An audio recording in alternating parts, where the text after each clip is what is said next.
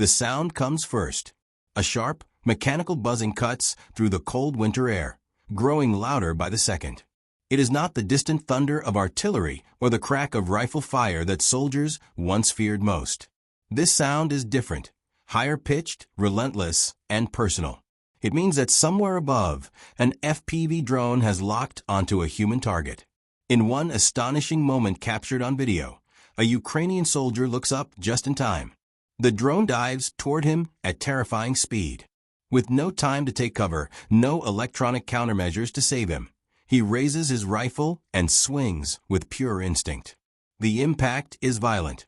Metal meets plastic, sparks flash, and against all odds, the drone is knocked out of the air. For a brief second, the battlefield holds its breath.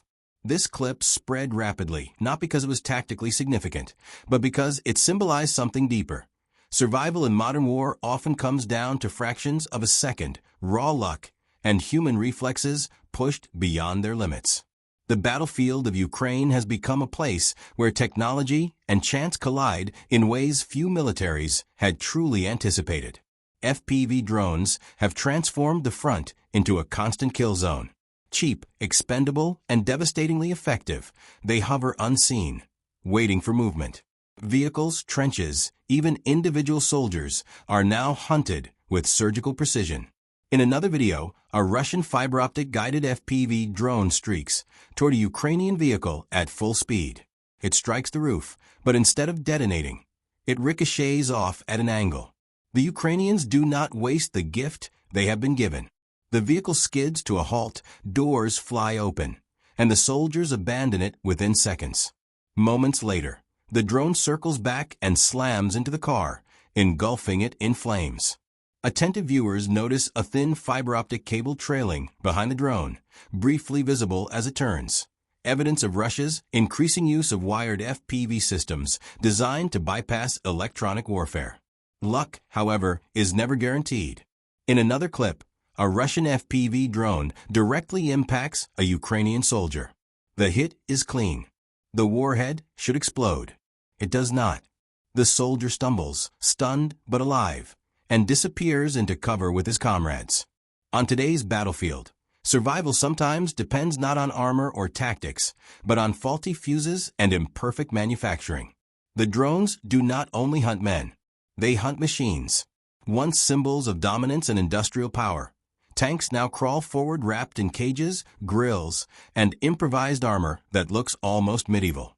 Recently, Russian forces introduced what can only be described as container tanks, vehicles encased in metal sheets and box-like structures. Whether these are attempts to defeat drone recognition systems, confuse AI targeting, or simply desperate improvisations remains unclear. What is clear is this: drones have reduced once proud armored platforms to targets that must hide to survive. The psychological pressure is immense. In one harrowing clip, a Russian soldier narrowly avoids an FPV strike and makes a split-second decision to jump into a well. The darkness swallows him as the drone buzzes overhead, searching. Had a thermite drone been used, the outcome would have been horrific. Even so, the footage illustrates the lengths soldiers now go to in order to escape eyes in the sky. While the ground war has become intimate and brutal, the air war above Ukraine has intensified just as dramatically.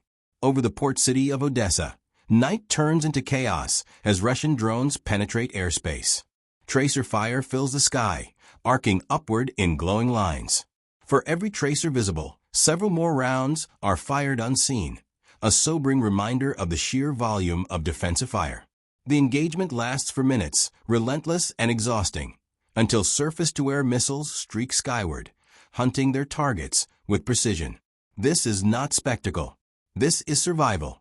At the strategic level, Russia continues to rely on waves of Shahid drones, cruise missiles, and ballistic strikes, often launched simultaneously to overwhelm Ukrainian air defenses. In response, Ukraine has adapted. Western-supplied aircraft, including the French Mirage 2000 and the American F-16, now play a growing role in intercepting aerial threats.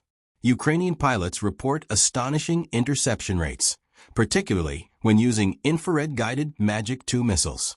According to some claims, Success rates have reached as high as 98% during certain engagements. These numbers are difficult to verify independently, but footage released in recent months confirms one thing. Ukrainian fighter jets are now actively hunting drones and missiles in the skies. The danger is extreme. Pilots often close to within visual range, sometimes using cannons instead of missiles to conserve expensive munitions. Russian electronic warfare systems and layered air defenses pose constant threats. At least 3 F-16s have reportedly been lost during interception missions, a stark reminder that air superiority is never free. Ukraine has also employed simpler, propeller-driven aircraft to counter drones. These slow, vulnerable platforms have successfully downed UAVs, and in some cases, pilots have even rammed drones mid-air to bring them down. One such pilot paid with his life, underscoring the brutal cost of adaptation in a war that evolves faster than doctrine. Meanwhile, drones continue to shape the ground fight in unseen ways. Fiber optic cables from destroyed FPV drones litter the landscape, stretching across fields, roads, and ruins like artificial spiderwebs. Soldiers become entangled in them. Animals suffer the same fate. The battlefield is not just scarred, it is polluted by the remnants of unmanned warfare.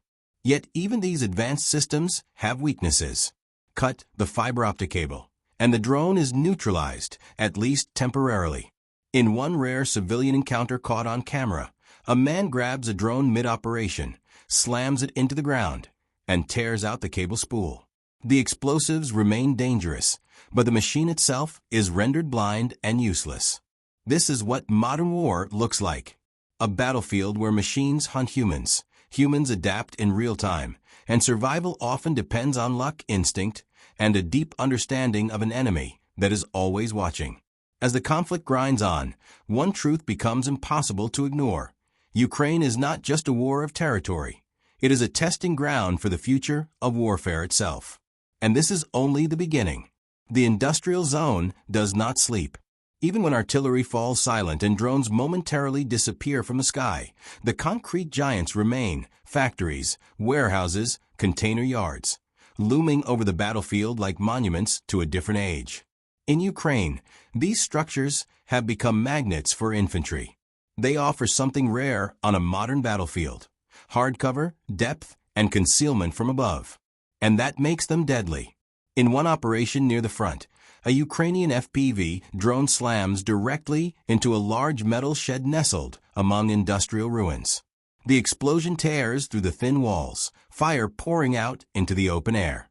Moments later, a lone Russian soldier stumbles out of the flames. He is visibly disoriented, his movements slow, his weapon still clutched in his hands, as if by reflex alone. He does not know it yet, but he is already being hunted. Ukrainian special forces are moving in. Guided by live drone feeds, they advance with caution, spreading out just enough to cover angles without exposing themselves to friendly fire. Assault rifles and light machine guns open up, stitching the grass and rubble around the wounded Russian. He tries to reposition, crawling away from the burning structure, but the operators have anticipated the move. A concrete wall provides temporary cover. From there, the Ukrainians continue to engage, firing in controlled bursts. The Russian is no longer visible on camera, but that does not mean he is safe. Grenades are thrown, one, then another. The distance suggests he is close, well within throwing range. Later reports from the unit claim that 2 to 3 grenades landed directly on him. There is no clear confirmation. In this war, even after-action footage often fails to give definitive answers. Smoke, debris, broken angles, and the limits of drone cameras obscure the truth. What remains certain is the pattern. FPV drones locate infantry closes, and the final clearing must be done by boots on the ground. No machine can replace that, yet. The Special Forces team withdraws into a larger industrial building nearby. Structures like this are invaluable. Thick concrete walls provide relative protection from artillery fragments and airstrikes. Multiple floors offer depth. Stairwells and corridors become defensive choke points. But these same advantages make such buildings prime objectives for the enemy. Factories have become the rocks in the surf of modern warfare. They anchor positions, absorb pressure, and force attackers into slow, methodical clearing operations. That is why, a day earlier, the same Ukrainian unit had been deployed to clear another industrial complex suspected of housing Russian infiltrators. This time, the encounter is different. The Ukrainians run into a four-man Russian team, well-equipped, disciplined, and dangerous. At least one carries an AK-12. All wear ghillie suits, blending seamlessly with the shadows and debris. These are not conscripts stumbling through chaos. These are professionals. But professionalism does not guarantee awareness. The Ukrainians achieve surprise. The opening seconds of the firefight are decisive. 2 Russian soldiers are killed almost immediately. A brief exchange between the Ukrainian operators, captured on audio, reveals just how unprepared the Russians were for contact. There is no prolonged firefight, no coordinated response, just shock and confusion. Time, however, is the enemy. Every second spent on target increases the risk of Russian FPV drones being launched in response. The Ukrainians understand this better than anyone. They withdraw to a rearward rally point, moving fast but controlled, knowing that hesitation can be fatal. A drone conducts battle damage assessment. 2 Russian soldiers confirm Kiev. But the mission is not over. Based on drone intelligence, the Ukrainians assess that 1 or 2 enemy soldiers may still be nearby. They return to the objective. Soon, something is spotted: movement, shape, presence. The footage is unclear. It could be a Russian soldier. It could also be an idle FPV drone lying in ambush mode. Either way, they engage. Preventive fire erupts. Rounds punch through metal containers lining a narrow alleyway. Unlike thick concrete walls, these thin steel structures offer little protection. Bullets penetrate easily, harassing and suppressing anything or anyone inside. This kind of proactive fire makes sense. In container yards like this, concealment is abundant, but cover is not.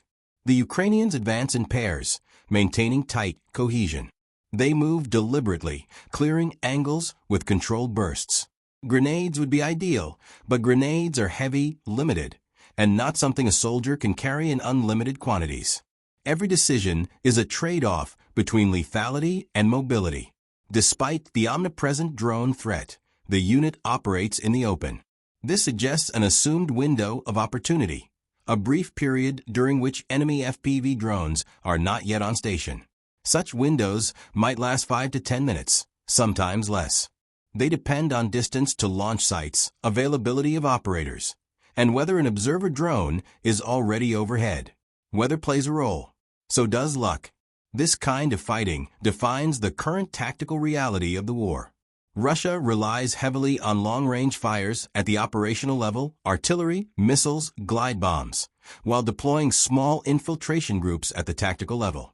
Ukrainian Special Operations Forces are uniquely suited to counter this approach. They operate independently, deep between formations. They coordinate precision fires when needed. And when necessary, they conduct hunter-killer missions, finding, fixing, and eliminating enemy elements before they can consolidate. There is an old quote attributed to Sun Tzu: "If you know the enemy and know yourself, you need not fear the result of 100 battles." It is repeated often because it remains true. In Ukraine's industrial ruins, knowledge is power. Drone feeds replace scouts. Audio intercepts replace intuition.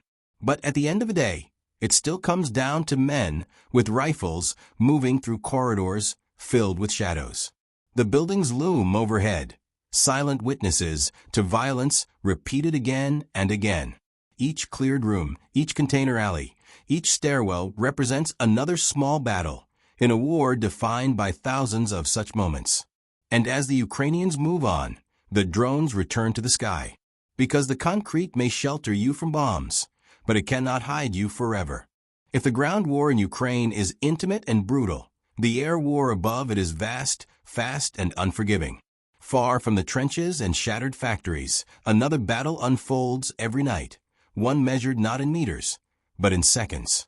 It begins with radar contacts and warning tones, with operators and pilots staring into glowing screens as waves of Russian drones and missiles cross invisible lines in the sky. Over cities like Odessa, darkness rarely means silence. Russian Shahid drones arrive first, their engines producing a distinctive, almost mocking sound. Slow, cheap, and numerous, they are designed to exhaust air defenses rather than overwhelm them outright. Tracer fire climbs into the sky in shimmering arcs as Ukrainian air defense units engage. For every glowing tracer round, several invisible rounds follow, filling the air with lethal probability. The sky becomes a battlefield of mathematics and endurance. As the engagement drags on, surface to air, missiles join the fight.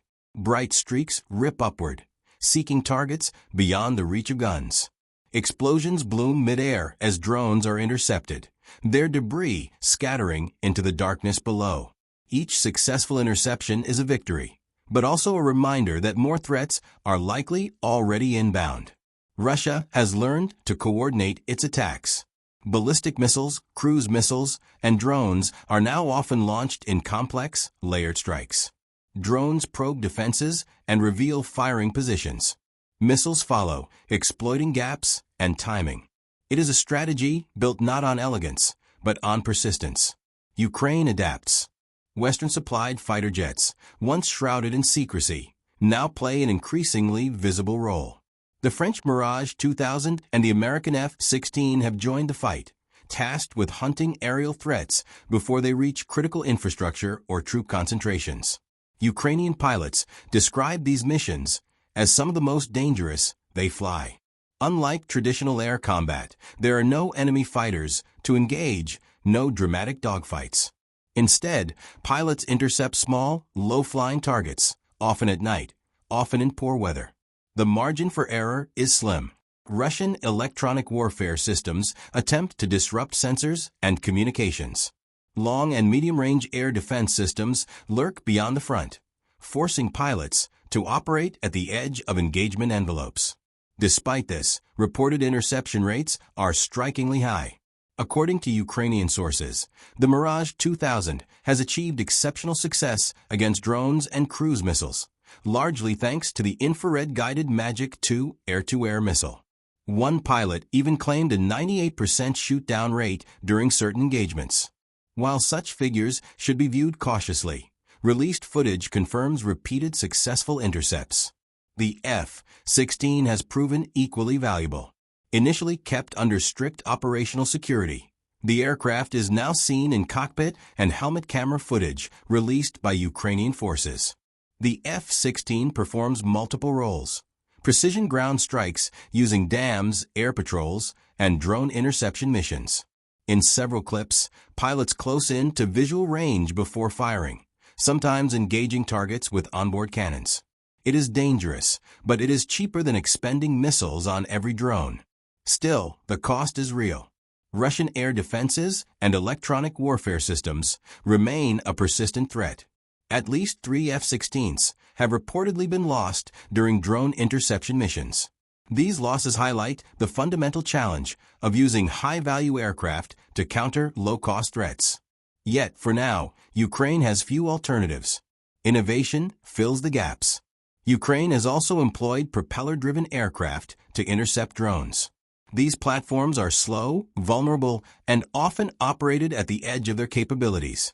Yet they have achieved successes, shooting down UAVs that might otherwise slip through defenses. In rare and tragic cases, pilots have even rammed drones to bring them down. One such pilot did not survive. Russia, too, employs propeller aircraft for drone interception in rear areas. These planes are high-value targets, both militarily and symbolically. In one precise Ukrainian drone strike, such an aircraft is destroyed on the ground at an airfield, eliminating not just a platform, but the capability it represents. Aircraft, after all, are more than machines. They are assets that require training, logistics, and infrastructure. Lose one, and the effects ripple outward. This is why operating close to the front is so dangerous. Low-altitude flight increases exposure to man-portable air defense systems, MANPADS, that have already claimed countless aircraft in this war. Archive footage shows missiles streaking toward helicopters and jets, sometimes missing, sometimes striking with devastating effect. No aircraft operating within these envelopes can ever truly feel safe. To address these risks, militaries around the world are accelerating the development of unmanned combat aerial vehicles, UCAVs. At the Dubai Air Show, one such system was quietly presented, the Janaya, whose name roughly translates to ghost. Developed by Edge Group, much about the system remains classified. What is known is that it features stealth characteristics and can engage both ground and air targets. Alongside it, a modular autonomous strike system known as Dark Wing was displayed. It resembles a compact cruise missile, but its designation hints at flexibility rather than single-use design. With interchangeable seekers and payloads, visual navigation, and a reported range of up to 200 kilometers, systems like this point toward a future where air combat becomes increasingly automated. The implications are profound. Unguided bombs converted into glide munitions, autonomous strike drones, interceptor UAVs. These are not experimental concepts anymore. They are being produced, deployed, and refined in real time. And nowhere is this more evident than along the Ukrainian front. Russian glide bombs, in particular, have become one of the most dangerous weapons in the conflict. Converted from inexpensive unguided bombs, they allow aircraft to strike fortified positions from relative safety. Entire sections of buildings are obliterated. Trenches vanish. Defensive lines collapse under sustained pressure. Ukraine possesses similar systems, but not in comparable numbers. Production volume matters. Stockpiles matter. And in this war of attrition, the side that can scale its weapons fastest gains a decisive advantage. As drones and missiles crisscross the skies, the distinction between front line and rear grows thinner by the day. Cities become targets. Infrastructure becomes battlefields. And the sky, once a domain of dominance, becomes another contested space. The war above mirrors the war below, relentless, adaptive, and unforgiving. And as technology continues to evolve, one thing becomes increasingly clear. This is not just Ukraine's air war. It is a preview of conflicts yet to come. Fog changes everything. On the modern battlefield of Ukraine, where drones dominate the skies and every road is watched, fog becomes more than weather. It becomes a weapon. Dense mist blankets the terrain, swallowing roads, buildings, and movement alike. For a few precious hours, the all-seeing eye above is blinded. And both sides know it. Near Pokrovsk, Russian forces exploit these conditions with ruthless efficiency. Under the cover of fog, small infiltration groups begin to move. Some advance on foot, others on motorcycles. A few in civilian vehicles stripped of markings. The scene feels almost surreal, ghostly silhouettes emerging and disappearing in the haze, engines growling softly, shapes barely visible until they are dangerously close. From above, it would look chaotic.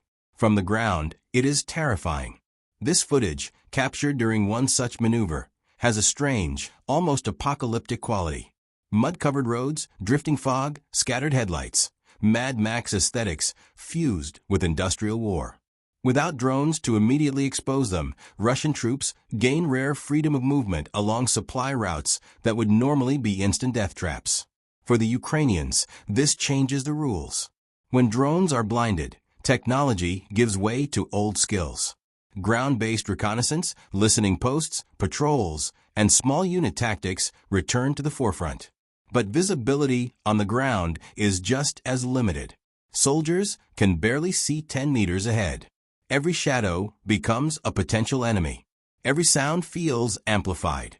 Helmet camera footage from Ukrainian troops operating in these conditions shows just how chaotic it becomes. Figures appear suddenly in the fog. Weapons come up instantly. There is no time for long identification.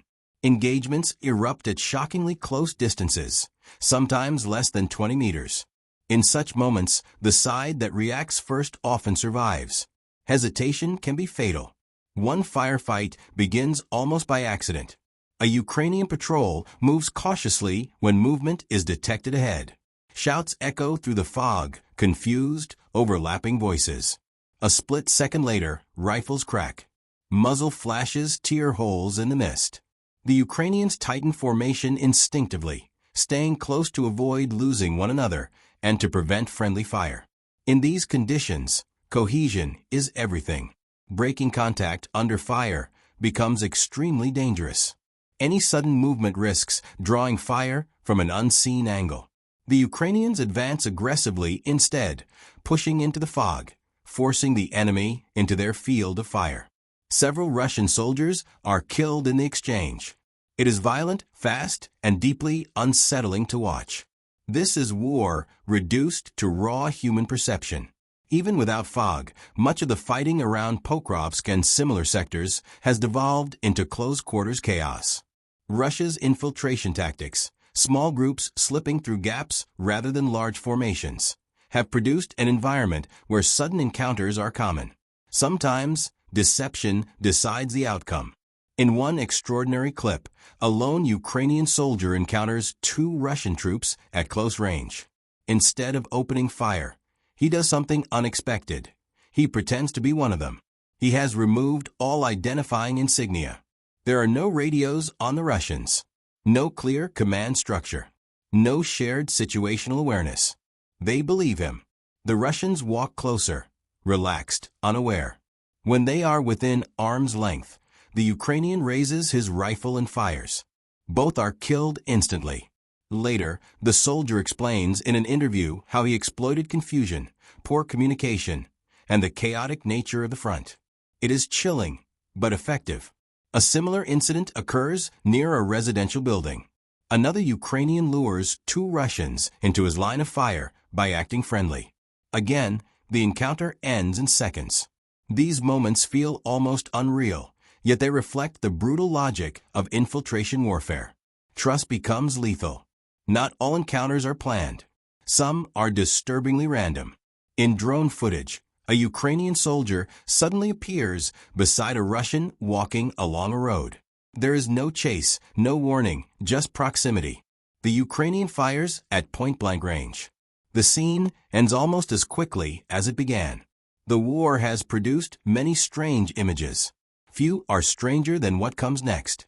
A Russian soldier, clearly desperate, attempts to protect his head from an incoming drone using a metal pot or bucket. He holds it above his helmet, then removes it, seemingly reconsidering. For a moment, it looks like he even discusses the idea with a comrade before putting it back on. The drone arrives shortly afterward. What happens next cannot be shown, but the outcome is obvious. Whether the man truly believed it would save him, or whether he was simply clinging to hope, is impossible to know. What is clear is that fear has driven soldiers to almost absurd measures. Even elite units are not immune to risk.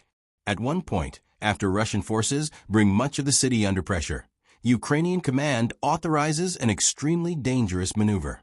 Two UH-60 helicopters fly low and fast into the northwestern part of the city and conduct a hot drop, deploying two special forces squads directly into contested territory. There is no extraction. The helicopters are exposed to FPV drones, manpads, and small arms fire. Russian drones even capture footage of the aircraft approaching. Miraculously, both helicopters survive and escape. The soldiers on the ground are less fortunate. Almost immediately after landing, they are likely targeted by FPV drones. Their only hope is speed, reach hard cover, disappear into buildings, dig in. If they manage that, they might hold long enough to stabilize the sector. If not, they are simply another set of coordinates. The map still shows parts of the city as contested. That alone suggests Ukrainian presence remains. But presence does not equal control. Urban terrain hides defenders long after territory is considered taken. And in a drone-saturated war, holding ground is often harder than taking it. To truly understand this reality, sometimes silence is more powerful than explanation. Raw footage shows Ukrainian soldiers trapped inside an FPV kill zone. Drones buzz overhead. Artillery pounds nearby. Explosions echo endlessly. There is nowhere safe, only places that are slightly less dangerous. The sound alone is overwhelming. Men breathe heavily. swear quietly, grip their rifles tighter. They wait, not knowing if the next drone is already descending. When they finally escape, it feels less like victory and more like survival. The battlefield is littered with remnants of fiber-optic drones. Thin cables stretch across fields and ruins like artificial spiderwebs. They snag boots, wrap around rifles, entangle bodies. Soldiers trip. Animals suffer. The land itself becomes hostile. This is only one sector. There are countless others that look the same. The war grinds forward through fog, deception, and fear. Technology fades. Instinct takes over. And the line between hunter and hunted shifts constantly. Because in Ukraine, sometimes the most dangerous weapon is not a drone or a missile. It is confusion. When the fighting pauses, the battlefield does not become quiet. It only becomes louder in different ways. After the drones move on and the artillery shifts to another sector, what remains is a landscape that feels abandoned by time itself. Burned vehicles sit frozen where they died. Buildings stand half open, their interiors exposed like wounds. The air smells of fuel, dust, and damp earth.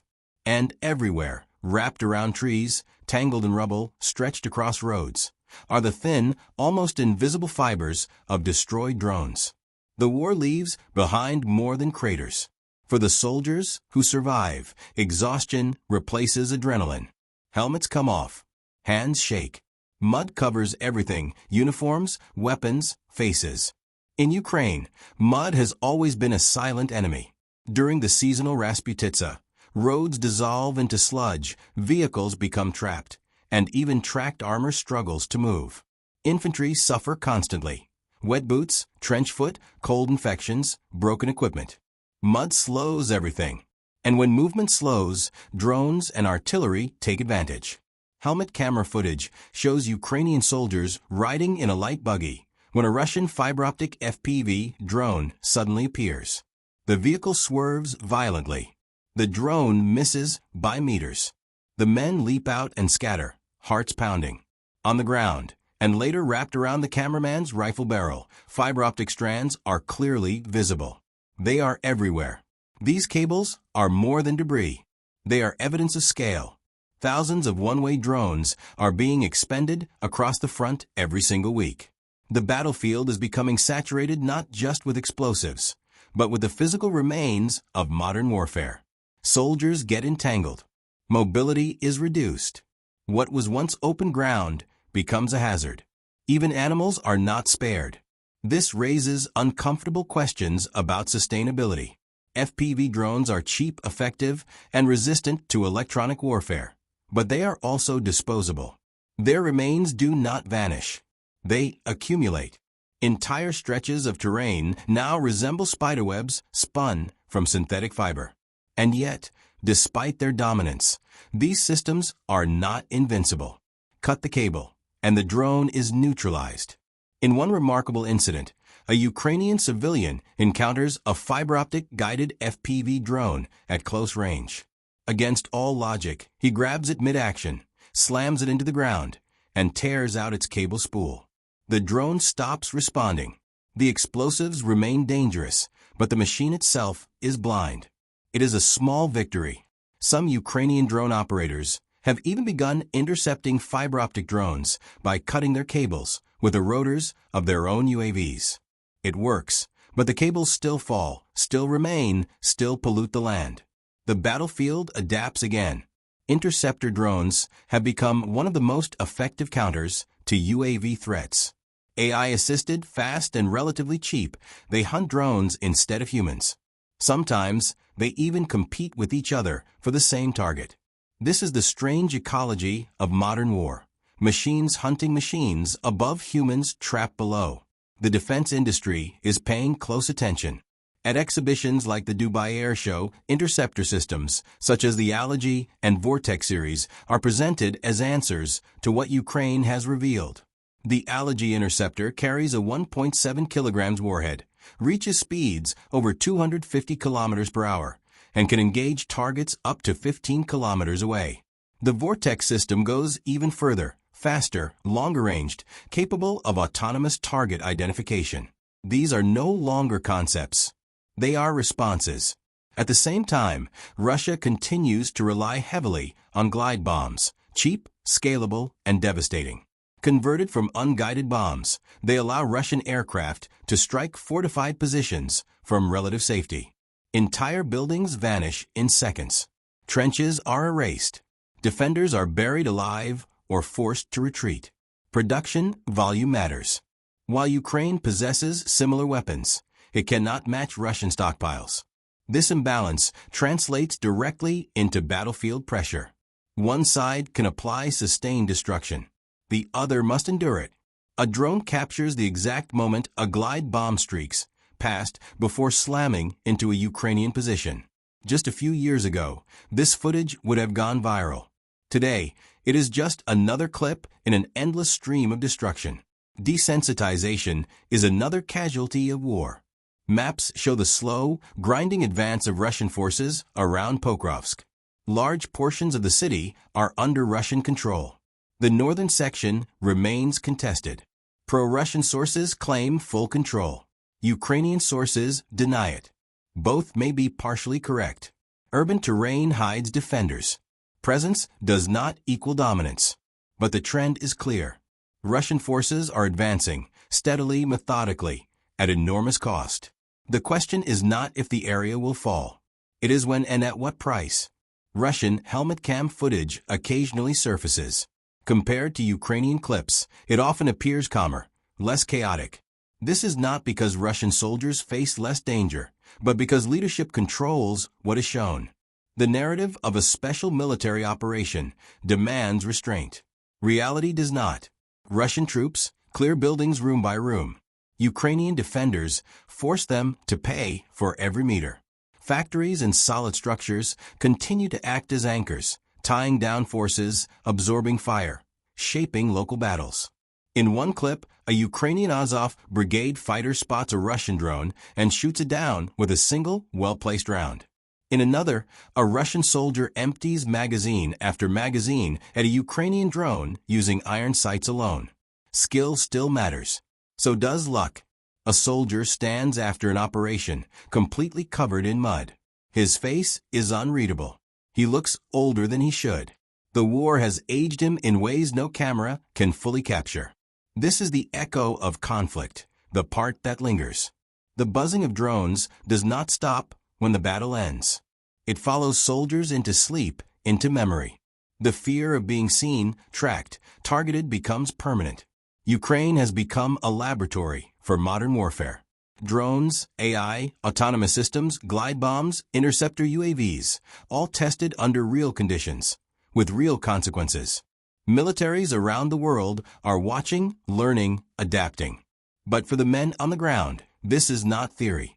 It is survival. The war continues not with a decisive moment, but with repetition. Another sector, another strike, another patrol moving through fog, another drone descending from the sky.